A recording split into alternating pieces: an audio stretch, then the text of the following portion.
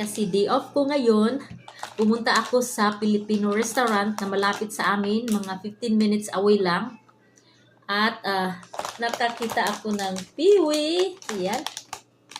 Is $3.99. Ang mahal niya.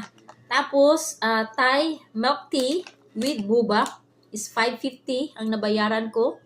Ito yun ang store. Hindi pala, restaurant.